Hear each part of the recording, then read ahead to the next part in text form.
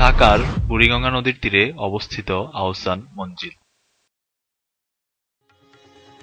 1859 শতকে নবাব এনায়েতুল্লাহ আহসান মঞ্জিল নির্মাণ করেন।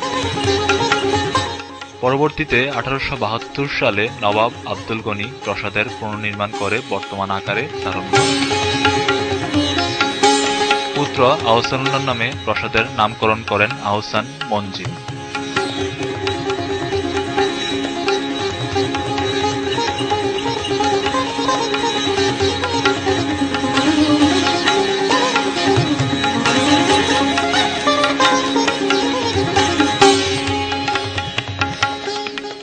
এক মিটার উঁচু বেদির উপর নির্মিত মূল ভবনের দৈর্ঘ্য 125.4 এবং প্রস্থে 28.75 মিটার। তৎকালীন ঢাকায় আহসান মঞ্জিল ছিল সবচেয়ে সুন্দর ভবন। এই আহসান মঞ্জিলে ঢাকায় প্রথম বৈদ্যুতিক বাতি জ্বলে।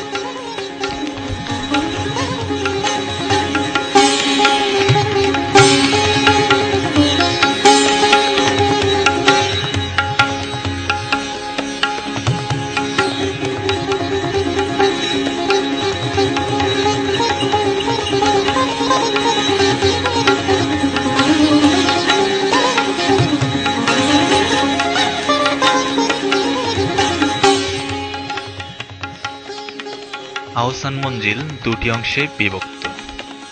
বড় গম্বুজ সহ যে অংশটি রয়েছে তাকে বলা হয় প্রাসাদ ভবন, যেটা কিনা আগের রংমহল ছিল। আর এর পাশেই আরেকটা মহল রয়েছে যা অন্দর মহল নামে পরিচিত ছিল। দুটি অংশ সংযোগ করা হয়েছে দোতলায়।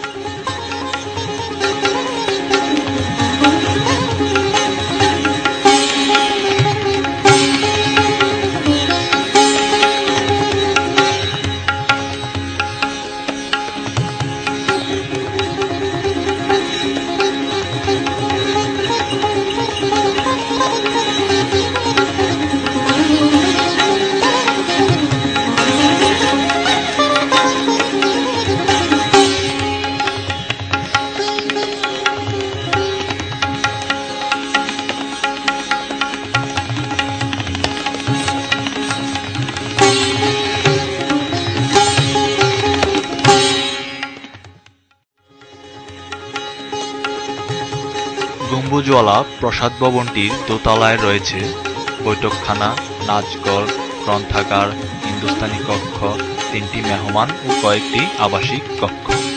নিচতলায় রয়েছে ডাইনিং হল, দরবারঘর, বিলিয়ার্ড কক্ষ এবং কোষাগার। দক্ষিণ পাশে রয়েছে খোলা চত্বর, তারপর বুড়িগঙ্গা নদী।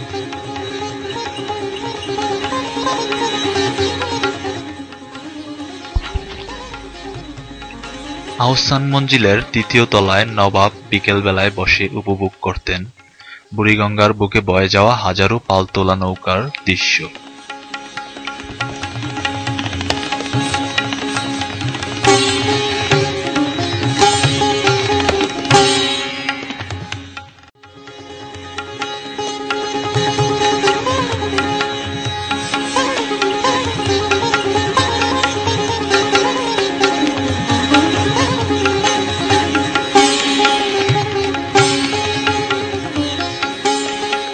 অবশেষে 1974 সালে নবাব পরিবার এই বাড়িটি নিলামের ঘোষণা দিলে বঙ্গবন্ধু শেখ মুজিবুর রহমান এই নিলাম বন্ধ ঘোষণা করেন।